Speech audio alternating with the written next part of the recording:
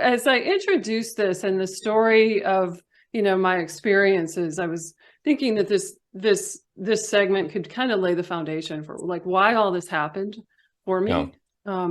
And part of that is the soul mission. So what did I, come into experience? I probably talked about that on other videos. Maybe people are getting tired of me talking about that, but it's so much of, it is really laying the framework of why so many different black ops got a hold of me and why I ended up, in Montauk and in Dulce and in the 20 and back and so on and so forth. Why was all that going on, right?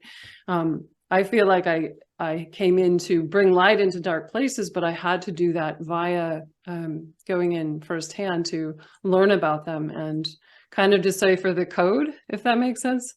So, I mean, eventually this here will lead me into my family. There's a lot to say about that. But I think I really signed up for this and to be part of undoing the empire, so to speak.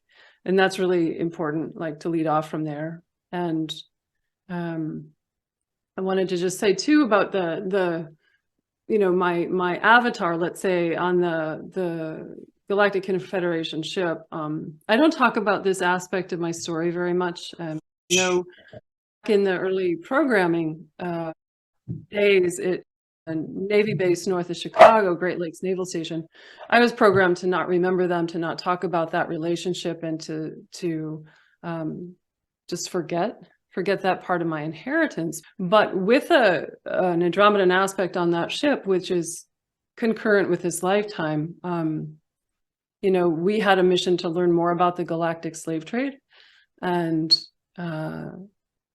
I was one of the volunteers, let's say, to learn more about that. And that was heavily, what was happening on the moon and also on Planet X with the Draco, where I was owned later in my time in the SSP. That was all about the slave trade. So I was kind of gathering intel as an agent from what I call the Light Alliance, or more formally, the Galactic Confederation. And I have a mate from that ship from Perseon that I very rarely talk about. So interestingly, I'm so able to talk about all the dark things and not very well versed in speaking about that aspect of my story. So hopefully that gets easier as time goes on. And I guess we could go into my father. I have a couple of the things I wanted to talk about, like memory recall and why I went public, why I decided to become public with my story. Sure. Yeah. So that I feel that's important, because you might say, well, why? I did wonder, at first, would I ever talk about this publicly? And it's not what I really had in mind. But as more memory was coming up for me, I realized that I was going to be complicit with the agenda if I didn't speak, or that's how the equation sort of seemed to be leveling out for me. Like I got to a point back in 2020 where I felt like I'm going to die if I don't say something about all that I've recalled. And watching children be abused and killed. I mean, you can't really not say something about that, right? If I've survived that, then it's part of my duty to bring that to light. So that's a big deal, and maybe an encouragement to other people who have been in the programs, who are wondering if they have anything to offer. I never thought that I would be influencing anybody's life with this story, but I get mail all the time that indicates that people are inspired. So I think maybe we're helping each other to bring truth out into the open here on this planet. And I would say too that this story isn't just about. It's not just about me. I have a mother from a past life, mother and father from the tribe of the Crow people, a past life that I lived with them in the 1850s. They were both killed by smallpox, but in 2018, they came in to start supporting me again, because it had so much disruption in my natal family in this life. But where I'm going with this is, mother has always said, what befalls one member of the tribe belongs to all of us. And so your suffering and my suffering really in the end are not separate. And that's a beautiful teaching, I feel. And so maybe if you haven't been through the programs, this is still an offering that maybe inspires people in their ordinary lives to, like a classic overcoming of adversaries or adversity kind of story. And I worried about losing friends, losing business, losing clients and things. But I've really only gained. I mean, I've lost people. You can't come out and talk publicly about ET abduction and like retain all your friendships. The normal people are going to leave, and they did. So, just to share that, it's been well worth the journey of coming out in public. Even though the first video I ever recorded, I for sure thought somebody was going to come and kill me. The programming was that strong. I survived. I haven't had too much interference in the time that I've been open about this, which is the last, I guess, almost 3 years now. So that's a win, I feel, all around. And then just to say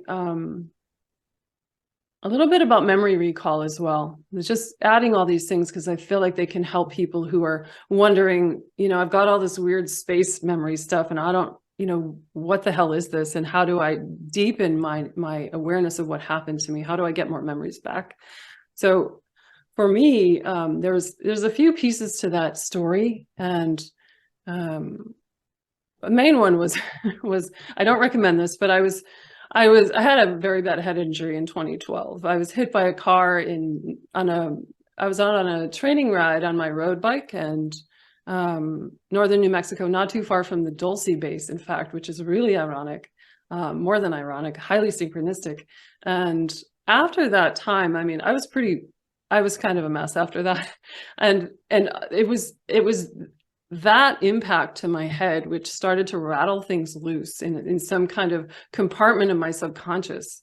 And things started really falling apart. And I had very bad PTSD. It was not from being hit by the car. It was everything else that was starting to dislodge. Like, I feel like at that moment, I got a data packet, with everything in it that I had forgotten. However, I couldn't really unwind or decode the data packet for a number of years. But there's where it began. And two, my life became such a mess and so unmanageable that I started a spiritual path of meditation, which stands true to this day. I have a morning and evening meditation practice. And it's during those times of stillness that, if you've been in deep meditation, just working with your breath and noticing what's going on within you and abiding in that space, boy, the subconscious really begins to divulge its contents. That's where we start to get information. And I never started meditation thinking, I'm going to get memories back. I didn't know what I was doing. I didn't know how much memory I had that was going to reveal itself. I had no idea, but that's been a linchpin on the journey for revealing the truth of my life that had been so, deleted. And I had tried, people sometimes ask me about, have I done like hypnotic regression? And I've not had a good time with that. I tried to do that. I'm not saying it doesn't work, but for me, because I had hypnosis used on me in the past in ways that were very dark, as a programming method, it's like I subconsciously, again, I'm holding on, even though I'm not wanting to consciously, but I won't submit very well to that. So, yeah. And then of course my father died in 2020 and he was a big player in what had gone on for me. So, one more thing before I talk about Dad,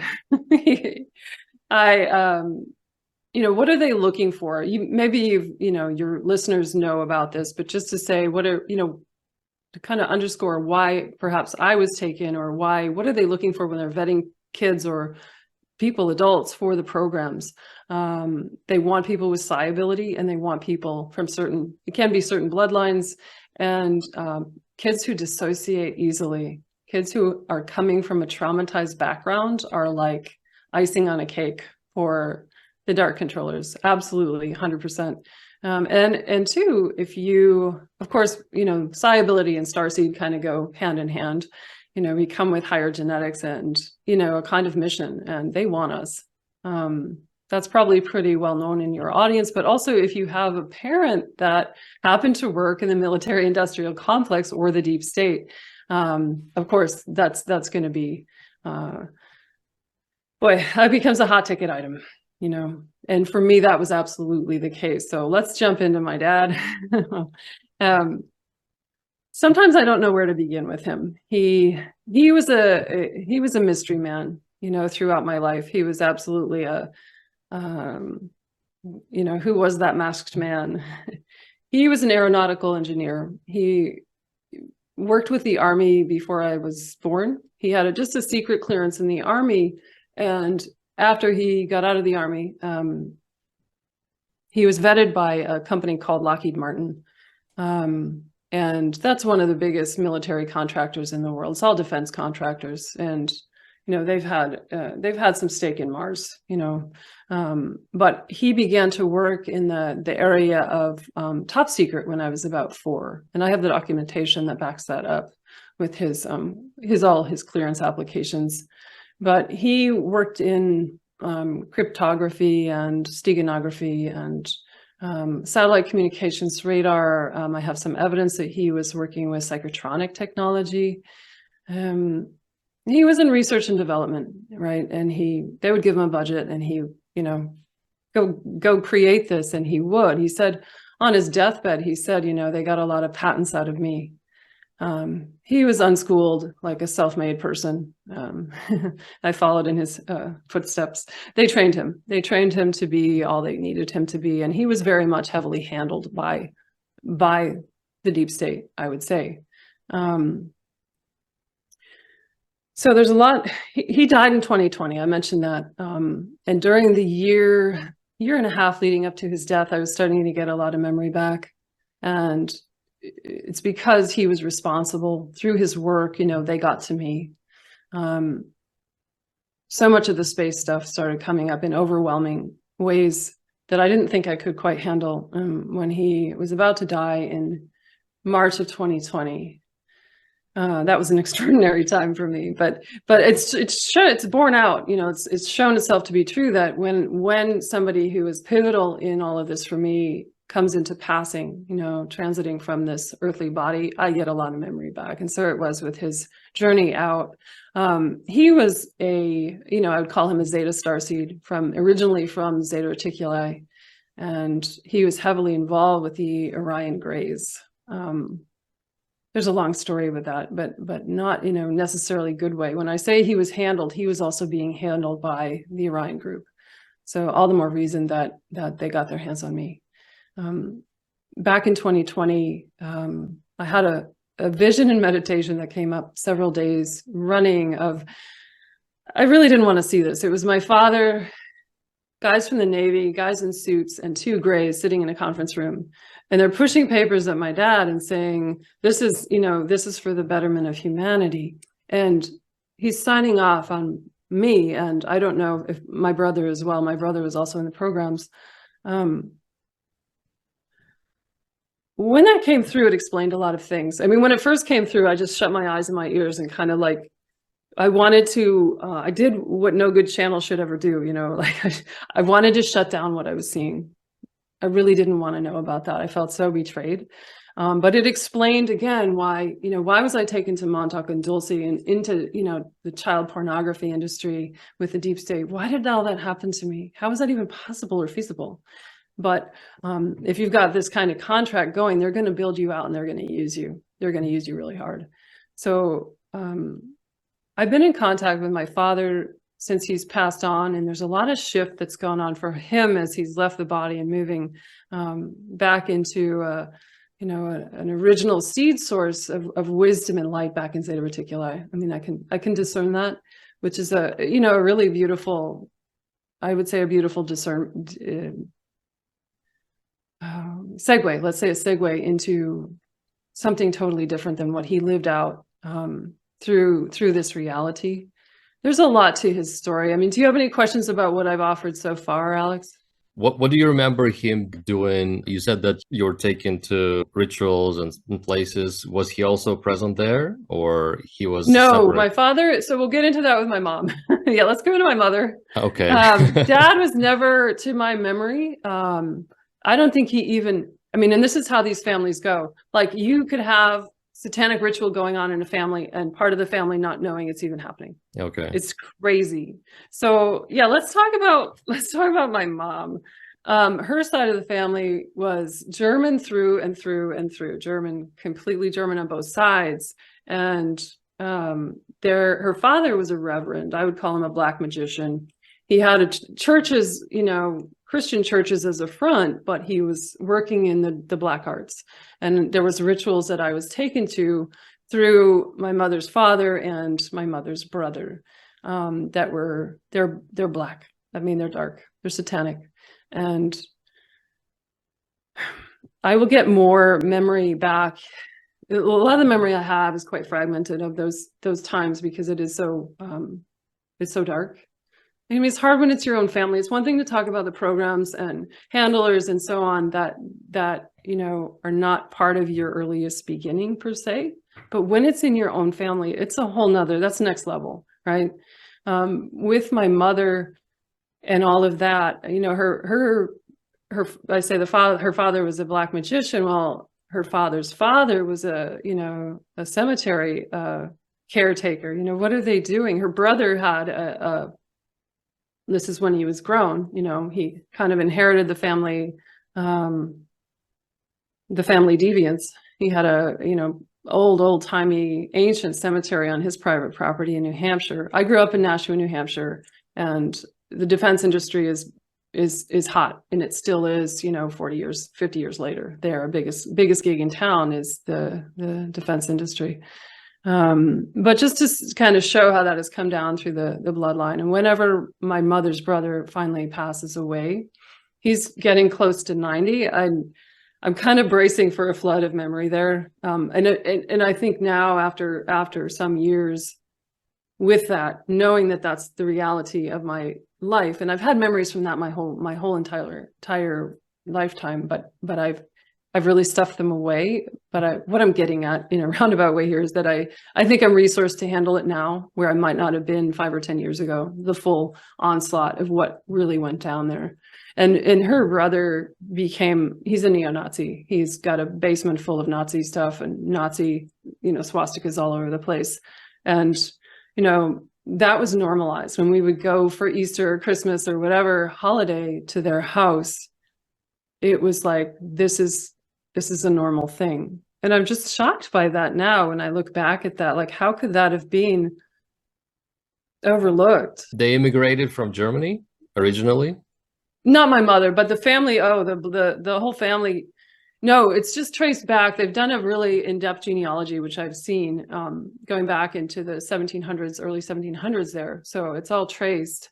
I personally don't have much interest in it, but no, my mother didn't come from Germany, but her ancestors did. Okay. On both sides. It's like these unbroken German bloodlines. So, and let me say the darkest part of that is that there's an inheritance of dark reptilian, I would say DNA through that. Okay. Which is a little shocking to talk about, but in the course of my journey with this, and kind of making peace with this and healing from this, unbeknownst to me and unplanned by me, I was able to change the DNA with that. And it kind of has, I want to say, I don't know how else to say it, but it's backfed through the lineage behind me into the past and helped heal that. And it's become this beautiful white Lyran dragon energy, Draco dragon energy, this reptilian energy coming up through me that was heavily harnessed by the programs. I didn't understand it, but I paused to let it occur because I knew psychically that something needed to happen and I needed to not shut it out. And boy, I'm glad I didn't shut it out because it changed my life. And it changed the lineage. It changed what happened in the past, and it will change what happens in the future. So I didn't know that was a thing, like you can change your DNA. Like I had to look online. Like, is that a real thing? It's totally a real thing. Yeah, I think the light family that I inherited through that is magnificent. Like this very luminous pastel colors that come with that, and this loving embrace that is actually transplanted or how do we say? I don't know the right word. It's displaced that other darker energy. Go ahead. I feel I interrupted you. Do you think that they had this reptilian element because they made a pact way back with an entity or a group of entities, and then they had this genetic modification, or maybe etheric genetic modification, probably? It feels like, well, so boy, that's this is a rich topic. With my me see if I can stay on track with that. It definitely, it feels like it became genetic, and it's through, like you said, dark entity. When they're doing rituals, there's dark entities feeding all around, and they're kind of working with central figures that tell them what to do. And they become almost like, those entities become in bondage with the lineage, or the lineage becomes in bondage or in servitude to those entities over the generations. And it seems like it just gets stronger and stronger. And you think they brought this over from Germany from that time, hundreds of years ago? Yes. Okay. So, and they passed it down through generations. Yes. Yeah. Okay. Yeah. Did your grandfather try to pass it down to someone also? Yeah, my mother's brother. Okay. His son. Mm-hmm. Wow. But I feel like he was the last in the line, as far as I know. Like, I'm still kind of trying to figure out what was the what caused the cessation. I don't know about his son, my cousin. There's some fishy stuff there that I don't know about, and I think I haven't wanted to know about it because that's too close to home. Like, to be quite honest. Can you tell, like, from your point of view, from your experience, what are the rituals for, and what are the people getting from it? Like the people who are doing the ritual, and what do you think what do you think the entities get from it? Oh, the entities are feeding. They're feeding on, these days we'd call it loosh. It's dark energy, and there's so much power transmission. So if we talk about the alchemy of sacred geometry and the alchemy of working through the quantum field with higher beings, that can be, we usually associate that with light work, but it can be inverted and used to align with dark energies that are equally as powerful. However, it's all in service to self. So there's a lot of high level stuff going on there, and it's just used in what I would call the wrong direction. And it's feeding on death and destruction rather than light and rebirth. Right. Did they get any kind of perks in the real world, like power stuff? It's all energetic. You wouldn't look at this guy and think, in my grandfather's case, I think so. But he was a reverend. But as far as his son and his grandson, I don't think so. It's all about energetic, and it's all like people begin to operate in a kind of altered state. Like they're not, we talk about dissociative states, like they're not really home. I was just going to say, to clarify about the shape-shifty aspect of this was apparent when I was a kid, when my mom was doing her thing, and she had kind of has a split, a split person inside of her, in which the part of her that's the abuser doesn't know, like her front personality doesn't know that she has this abusive side that is very violent. Wow. And when she would be abusing me, I would notice like the reptilian eyes. And that was as a child, like, why is my mother having like snake eyes? That was very apparent to me. And of course, I didn't understand the full breadth and depth of that until much later. And these families, as you know, like there's this very, we go to church, we are, well-bred and present well in society, but look at the stuff that's running underneath it. It's like, it's a little bit shocking, but that's how the system is preserved over time, right? Wow. Do you think the shape-shifting was really physical, or it was energetic and you could just see the energetic overlay? The latter. It's energetic. It's totally energetic. So it's not a real physical. I was a psychic kid, right? Or had more, ability to see beyond this dimension, right? So, so I could observe that. Yeah, and that's a great question. Thank you. Yeah. So because there is a lot of argument about, like, a lot of people claim that those people actually shapeshift physically. What I came to sort of conclude is that there is this energetic overlay over a person, and this is, by the way, was told by a reptilian being channeled. He also confirmed that, and I think David Wilcock also said that he met an Illuminati once, and they're somehow able to enhance this projection of this entity, and when you see them, even if you're not psychic, I guess, at some point they can kind of enhance this, and you can see them in this reptilian form, and you freak Absolutely. out. Yeah. You freak out, and because you go. they're working Yeah, with such high level energy to accommodate all that's going on, right? So right. there will be a bleed through in the viewer, even if that viewer is not the observer is like firmly lodged in 3D and doesn't have any ability, like you said. There's going to be a bleed through in that moment. You're going to see right through about 100 different dimensions in that moment. Okay. And it will be very scary. Yeah. All right. So, boy, and I want to just a note about that with my grandfather. I want to say too that and this was totally another unexpected denouement in my story, is that once I started kind of unearthing, and I got a shovel out and I'm digging through this darkness, my grandfather had come to me and he said, I got a long number of messages from him over time saying, and this was all around 2019, 2021.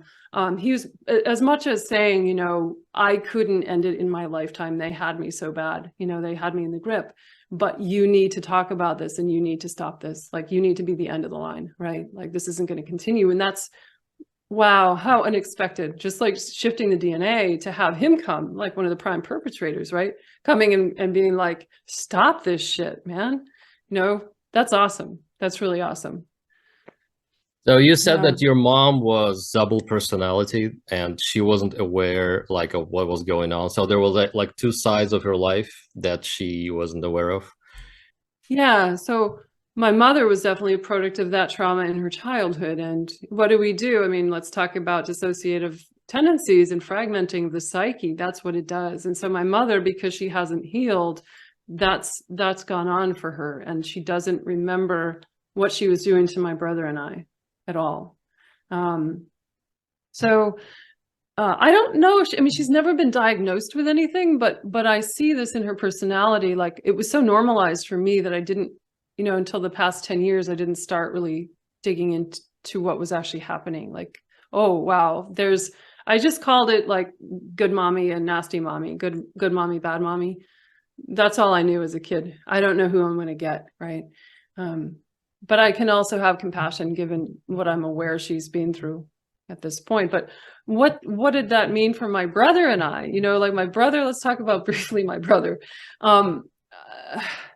I know he was taken too. And, my brother spent his entire childhood drawing spaceships and aliens and reading sci-fi. And finally it was this November of 2022, I got him through texting to open up about his nighttime. We both call them night terrors, but they were abductions. He describes all through his childhood, just like me, and I had no idea this was true for him. He describes being lifted up as if by an unseen hand out the roof of the house and trying to scream and trying to get loose and not being able to.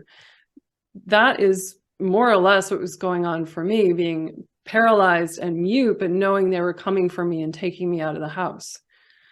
My brother doesn't believe in aliens anymore, as he's 54. And,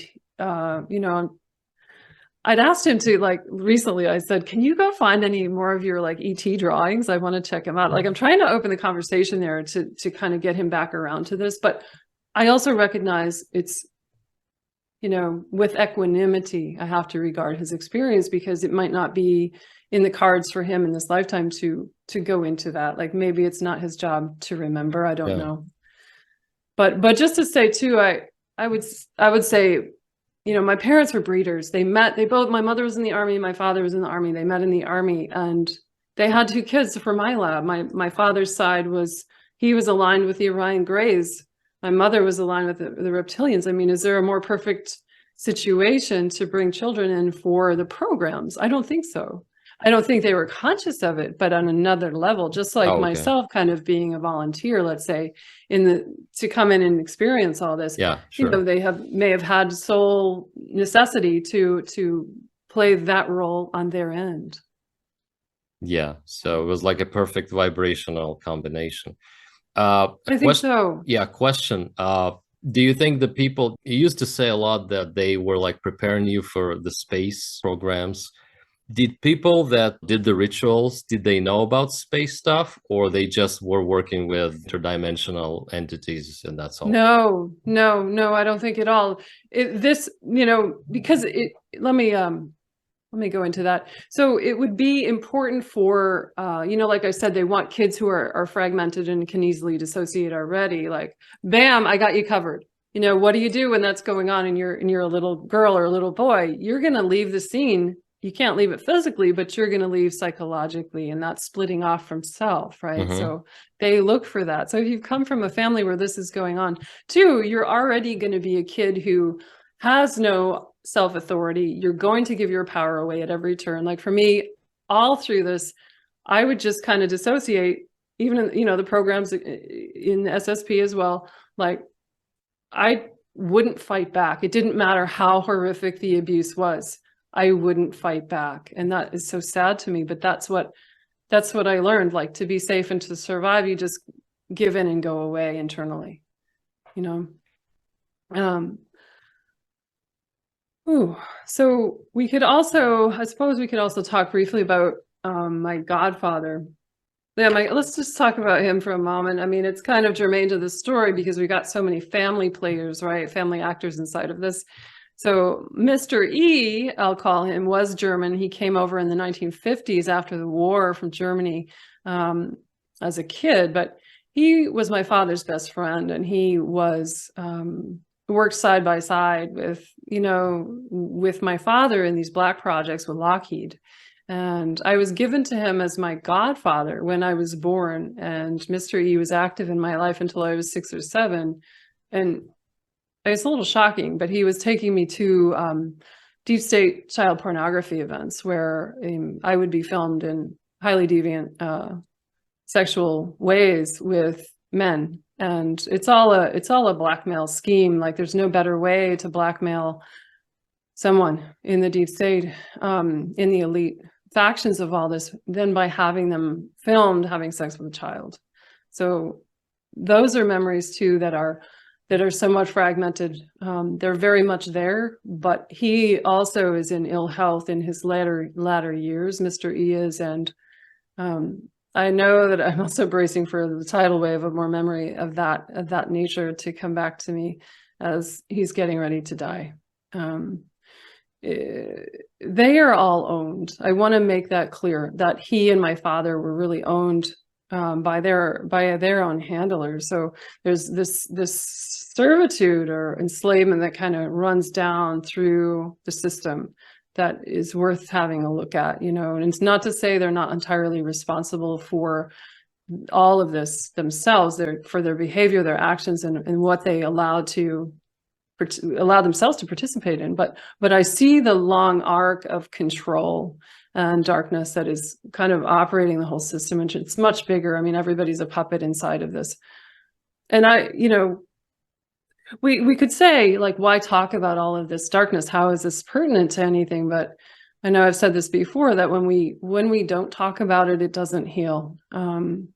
It's a wound that festers for all of us, and there's no light brought into that. It just stays dark. But in the purpose of me talking about this, if anybody out there speaks English and has seen my Bringing Light to the Darkness series on my YouTube channel, we go in deep there. And in every instance of gathering, you know, talking about this degraded information in my life and these experiences, we're always bringing light into those places, and they become more and more healed. They become more and more free, and they have led me into sovereignty. And I think too, from the messages I get from clients and viewers, that it's leading other people into a place of empowerment as well. So I kind of stand by my belief that it's more important to talk about it than leave it in a dank, you know, bunker of the collective psyche. Do you want to talk about cover the gray, the Orion gray stuff? Yeah, let's talk about the gray. So yeah, we'll get into the ETs a little bit here. So after all of that, if my listeners aren't like on the floor trying to recover themselves yet, we have the grays around in my childhood too, right? So the grays, the Orion grays, I mean, most people probably have heard of them. I don't need to probably go into much of that story, but they would appear when I was a kid, and sometimes with my father. They would just be standing by my bed. And the reason for that had to do with normalizing the situation so that I would begin to see them as family. So my father's there, I love my dad. Oh, these weird people are there too, but okay, I don't like them. They feel icky, but I guess they can be there because my dad is there, right? There's this, we're naturalizing the situation in a very sneaky kind of way. And the Greys, to be honest, I've had a lot of visions of them, let's say, working with me in utero, which is, that's also difficult to talk about, like thinking about that. But when I was, in gestation, we have the Greys coming in and, checking on their product in a way, right? It was part of like a hybrid program. And they were the first ETs that I remember. And a lot of it was that kind of weirdness of them just kind of hanging out, watching me, seeing how I was going to develop and taking notes, right? And eventually I would start being taken out. Like I started having night terrors. I called them night terrors. Like I said, I would always wake up. And this would happen sometimes multiple times a week, where I would wake up after something happening and I was mute and I was paralyzed and I was terrified. And I didn't have all that much memory other than that somebody bad had come for me and something bad had been done to me. And I had, a lot of what I would say are classic signs of being abducted. Nosebleeds, waking up with your clothes on funny, waking up with your head at the foot of the bed. Where are the covers? They're all on the floor. Why, my jewelry has gone somewhere else, or just very strange things happening at night that now when I look back, I'm like, Jesus Christ, that's you've got abduction written all over you. I grew up, went into adulthood and didn't have any frame of reference for extraterrestrials, right? So because of that, like we're talking about, my brother now in his 50s doesn't believe in aliens, even though he spent his whole childhood drawing them. Like I wouldn't have been able to make sense of an abduction stuff, any of that, because I didn't have the cognitive frame of reference or belief system that would have allowed that to come home and come true. But now, quite frankly, I look at all this and I just think, I'm so stupid. How come I didn't see this? Wow, it took me so many decades to unpack this. And at that time, this started when I was 3, 4, even earlier, with them just standing there, with the Greys just standing there. Like I had so much cognitive impairment and psychological disruption in my life. And we could say that's through all the other things that were also going on. But it's also through the abductions beginning at age 4 and then starting to be taken to the moon. And so that's for the next episode. But gosh, I just really have so much compassion for people who have fragments of this kind of stuff in their past that they're trying to unpack. And if they feel like, wow, I'm not really making any headway and this is really hard and I don't understand it, like, I get that. There's so many people who come to see me as clients who have little pieces and parts, and it's a long journey. But I also say now that we're doing this together. Like, as you watch this video, like something is conveying to your subconscious mind that's going to help you. I hope that's my intention. And I've had, I have had help. The only reason, like I was institutionalized, frankly, I was 18, 19 when I first, had my first suicide attempt. I really wanted to die. And I went through some years like that and I was institutionalized because I could not be alone with myself. And it was really dark. Like I've had very, very dark periods in my life, and it's taken me a long time to become this woman.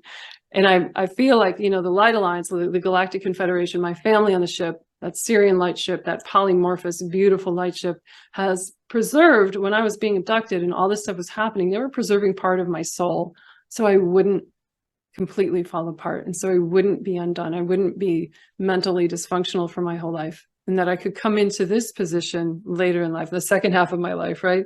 And I mentioned mother and father, my parents from that, lifetime with the Crow people, indigenous tribe here in the US, in North America. They've helped me so much to heal, and I love them so much. They're always with me. I feel them now. She's always on my left. He's always on my right. And they're some of my strongest guides, And I would say too, that me working through this story, like my earliest beginnings, we have not even come close to a 20 back. That comes when I'm, 1982, when I'm 9 years old. I was born in 1972. Gives you an idea of how old I am now. I couldn't do the client work that I do without having come through this, you know, tooth and nail, crawling, wailing, screaming, bleeding, you know, like really pulling myself through this has helped me help other people, because it's through the crucible of our own experience that we are made wise. Like, I had to be willing to go down into that well of suffering to learn compassion for myself and for other people.